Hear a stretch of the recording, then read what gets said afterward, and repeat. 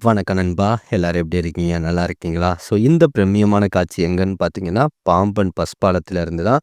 So இந்த போட்டு எதையுமே நான் வந்து காட்ட போறதில்ல சரிங்களா? ஸோ நம்ம தீவுல நடக்கிற ஒரு low tight and high tight அதாவது கடல் வத்து ஓடுறது, அதுக்கப்புறம் பெருக்கு வர்றது. அந்த ஒரு காட்சிய வந்து உங்களுக்கு தெளிவா காட்டணும் அப்படின்னு சொல்றதுக்கு தான், இப்ப நான் காட்டுற இடம் எல்லாத்தையும் பார்த்துக்கிறேங்க. ஓகேங்களா? இப்போ வந்து கடல்ல வந்து ஃபுல்லா தண்ணி இருக்கு. தெரியுதுங்களா? எந்த ஒரு வித்தியாசமுமே தெர்ல. உங்களுக்கு வந்து தண்ணி இருக்கிறது மட்டும் தான் தெரியுது. இன்னும் அடுத்து இப்போ கம்மிங்ல வர்ற ஃபுட்டேஜ்ல பாருங்க. அந்த ஃபுட்டேஜ் எப்படி இருக்கு? அந்த இடம் மறுபடியும் எப்படி இப்போ சேம் இடத்த தான் நான் வந்து காட்டப் போறேன் உங்களுக்கு. வேற வேற இடம் இல்ல. அதே மாதிரி அதே பஸ் பாலத்துல இருந்து தான் நான் காட்டப் போறேன். இப்போதைக்கு நான் காட்டுன இடம் எல்லாத்துலயும் தண்ணி இருந்துச்சா?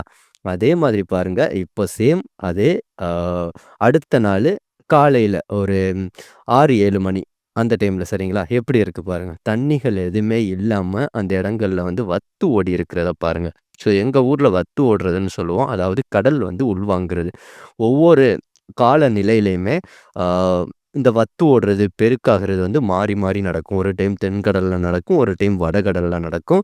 ஒரு நாளைக்கு 2 டைம் கடலோட தண்ணி அளவு கூடும். தண்ணி வந்து கம்மியாகும். ஓகேங்களா? இதுதான் வந்து நார்மலான ப்ராசஸ். ஸோ சில டைம்ல காத்து அதிகமா அடிக்கும்போது இந்த மாரி தண்ணி வந்து ரொம்ப கம்மியாயிரும்.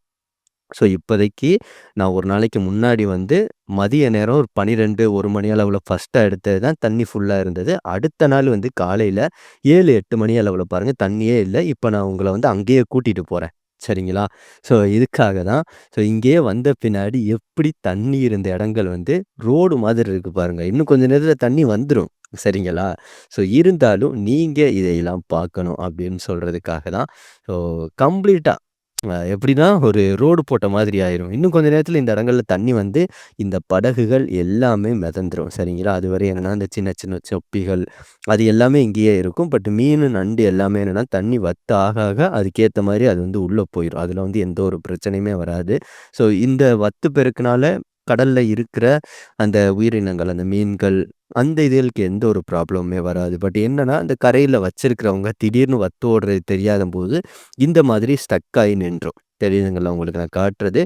இது எல்லாமே சின்ன சின்ன அந்த சங்கு இருக்கும்ல, அந்த ஐட்டம். பட் வள்ளத்த பாருங்க எப்படி பொறுத்து நின்றுச்சுன்னு. இது மறுபடியுமே தண்ணி வந்தா தான் மறுபடி கிளம்பி கடலுக்கு போ முடியும். சில பேருக்கு வந்து வத்து ஓடுறதே தெரியாம இருக்கு. நைட்டோட நைட்டா திடீர்னு காத்தடிச்சு வத்து ஓடிருச்சுன்னா, அடுத்த நாள் கடலுக்கு போணும்னு அவங்க ஆசைப்பட்டிருந்தாலும், கடலுக்கு வந்து முடியாது. இப்போ நான் வந்து இந்த இடத்தையெல்லாம் காட்டுறேன்ல, எப்படி இருக்கு பாருங்க. இங்க இருந்து அது வரைய. இது வந்து இன்னும் கொஞ்ச நேரத்தில இது ஃபுல்லாவே தண்ணி ஆயிரும். இந்த கடல் வத்துப்பெருக்கு வந்து இந்த இடங்கள்ல இருக்கிற நம்ம மீனவர்களுக்கு வந்து இது வந்து பெருசா தெரியாது. பட் ஃபர்ஸ்ட்டா பார்க்குறவங்களுக்கு ரொம்ப ஒரு ஆச்சரியமான விஷயமா இருக்கும். அதத்தான் உங்களுக்கு வந்து தெளிவா காட்டுறதுக்காக தான் இதில வந்து 2 ஃபுட்டேஜ வந்து நான் ஆட் பண்ணேன். ஃபர்ஸ்ட்டு ஃபுட்டேஜ் வந்து தண்ணியா இருக்கிறப்போ, அதுக்கப்புறம் தண்ணி வத்து ஓடுன பின்னாடி, அந்த வத்து ஓடுன இடத்துக்கே நேரடியா போய் பார்த்தா, அந்த இடம் எவ்வளோ அழகா இருக்கு. தண்ணி இல்லாம அப்படின்னு சொல்றது தான். அதுக்கப்புறம் இதில வந்து நான் தண்ணி வந்த பின்னாடி ஃபுட்டேஜ் வந்து ஆட் பண்ணல. ஸோ இதுவே வந்து எனஃப்பா இருக்கும். உங்களுக்கு வந்து புரிதல் கிடைக்கும் அப்படின்னு சொல்றதுக்காக நம்ம அதோடயே வச்சாச்சு. உங்களுக்கு இங்க இருந்து நம்ம பார்த்தோம்ல, அந்த பாம்பன் பாலம். ஸோ அந்த இடத்தையுமே நான் வந்து உங்களுக்கு தெளிவா காட்டுறேன். அப்பனா மட்டும் தான் உங்களுக்கு வந்து ஃபுல்லாவே புரியும். தெரியுதுங்களா? நம்ம எங்கேருந்து பார்த்தோமோ அந்த பாம்பன் பாலம். ஸோ அந்த பாம்பன் பாலத்த நான் வந்து கிராஸ் பண்ணி காட்டுறேன். அதுக்குள்ள கீழ ஏதாவது இருக்குதா? அப்படின்னு சொல்ற எல்லாத்தையுமே நம்ம வந்து பார்ப்போம். ஸோ இந்த பாம்பன் பாலத்திலேருந்து பார்க்கும்போது, இது வந்து விவேகானந்தர் மண்டபம் இருக்குல்ல, அது பக்கத்தில இருக்கக்கூடிய அ இடம் தான். சரிங்களா? ஸோ அதுக்கான ஆ டீட்டெயிலான இன்ஃபர்மேஷனுமே உங்களுக்கு தேவைப்பட்டா கேளுங்க. இந்த இடம் எங்க இருக்கு அப்படின்னு சொல்ற எல்லாத்தையுமே நான் வந்து சொல்றேன். வரவும் தான் வரும். ஸோ தண்ணி இல்லாம அந்த நங்கூரங்களா இருக்கட்டும், அந்த போட்டுகளா இருக்கட்டும், எல்லாமே அந்த தர தட்டி நிக்கிற காட்சியே வந்து ரொம்ப நல்லாயிருக்கும். உங்களுக்கு இன்னுமே தெளிவா உள்ள போய் நான் எல்லாமே காட்டுறேன். அது மாரி பாம்பன் பாலத்தையும் உங்களுக்கு காட்டுறேன்னு சொன்னேன்ல, ஸோ அதையுமே நான் வந்து காட்டுறேன். எங்க இருந்து நம்ம டைரக்ட்டா பார்த்தோம் அப்படின்னு சொல்லிட்டு, இப்ப நான் ஜூம் பண்ணி காட்டுறேன்ல, அங்க இருந்து தான் நம்ம இந்த இடத்த வந்து ஃபர்ஸ்ட்டு 2 ஃபுட்டேஜ்ல வந்து பார்த்தோம். தண்ணி இருக்கும்போதும், இல்லாத போதும். ஸோ அதுக்கப்புறம் அங்க இருந்து இங்கேயே வந்து நான் வந்து உங்களுக்கு தெளிவா காட்டுறேன். இது வந்து அந்த விவேகானந்தர் மண்டபம் பக்கத்தில தான் இருக்கு. குந்துகால் பக்கத்தில தான் இருக்கு.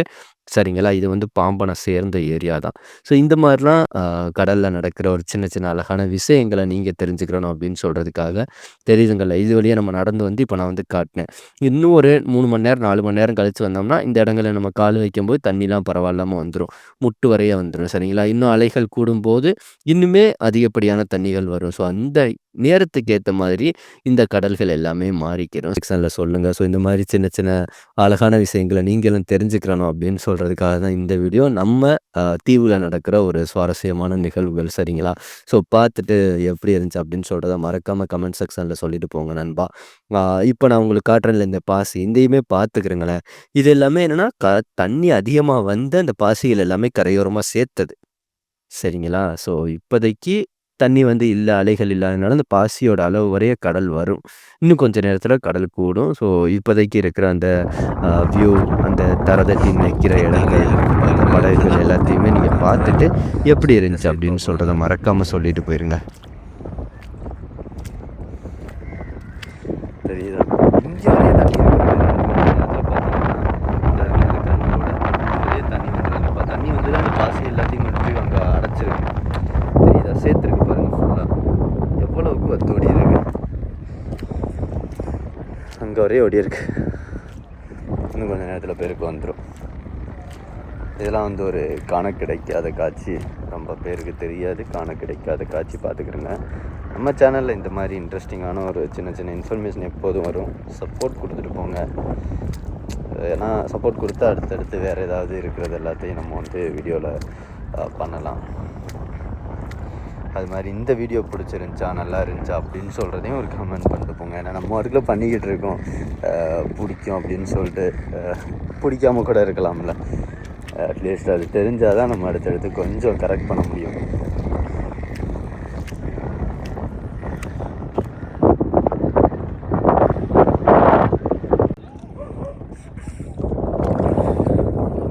தெரியுதா? கொஞ்சம் தண்ணி இருக்குது. அதுக்கப்புறம் சென்டர்லேயே வந்து இதாக இருக்கு பாருங்க. தீட மாதிரி இருக்கு பாருங்க. ஸோ இது எல்லாமே வத்துனால தான் ஏற்படும். அதிகமாக தண்ணி வந்தால் இது மூடிடும். சில சமயங்களில் பெரிய படகுகள்லாம் வரும்போது இந்த தீடையை கவனிக்கலாம் மேலே போட்டு உட்காந்து. ஏன்னா இந்த இடங்கள்ல நம்ம தண்ணியாக இருக்கும்போதும் இது வந்து மேலே ஏறிடும். இது ஒரு மணல் மேடு மாதிரி. அதுக்கு அங்கிட்டு வந்து எல்லா போட்டுமே ஈஸியாக போக பாருங்க. ஏன்னா அங்கிட்டு வந்து தாவு கூடனா அதிகமான ஆழமாக இருக்கும். இந்த சைடும் பாருங்கள் போட்டுகளை போட்டிருக்காங்க. தெரியுதா? போட்டு கிடக்கிற இடத்துல எல்லாத்துலேயுமே ஆழம் கூட.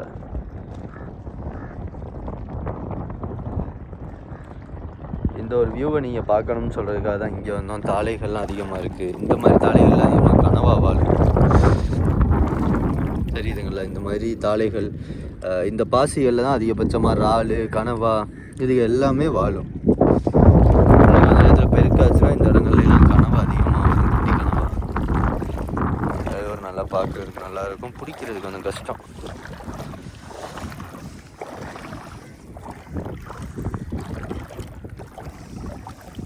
இங்கேருந்து ஃபுல்லாக குந்துகால் வரையவே வத்து தான். பாருங்கள் எவ்வளோ பெரிய வல்லம் பொறுத்து நிற்கிதுன்னு. சில பேர் என்னென்னா நல்லா பெருக்காக இருக்கும் போதே இந்த மாதிரி கொண்டு வந்து வச்சுருவாங்க. அடுத்த நாள் வத்தாக மாறிடும். ஸோ அந்த இடங்களில் வேலை பார்த்துக்கிடுவாங்க. ஏதாவது வல்லத்துக்கு தேவையான வேலைகள், சின்ன சின்ன வேலைகள் இருக்குது. கீழே உள்ள பாசியை ரிமூவ் பண்ணணும், குட்ராசி ரிமூவ் பண்ணணும்னா அந்த வேலைகள் எல்லாத்தையும் பார்ப்போம். ஸோ இந்த சங்கத்தை பார்த்துருக்கோம். பார்க்காதவங்க இந்த வீடியோவில் பார்த்துருக்கோம். பிடிச்சி இருக்குது. அவ்வளவுக்கு சகதியாக இருக்குது. சகதினா சில இடங்கள்ல எப்படி இருக்கும்னா மண் மாதிரி இருக்கும். சில இடங்களில் களிமண் மாதிரி இருக்கும். தெரியுதா? இந்த சங்கு இது உயிரோட தான் இருக்குது. உள்ள இருக்குது. ஆனால் எடுக்கவும் உள்ள போயிடுவார். உள்ள இருக்கு. தெரியுதா?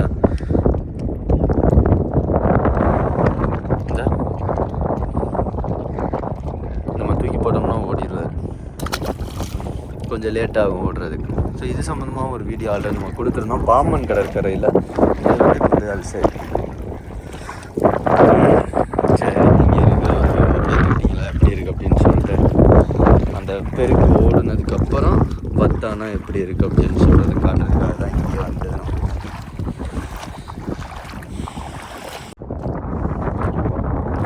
எப்படி தரையாக இருக்குது பாருங்கள். அதெல்லாம் வத்தையுமே உட்காந்து. ஸோ இந்த சைடு பார்ப்போம் நல்லாயிருக்கும்.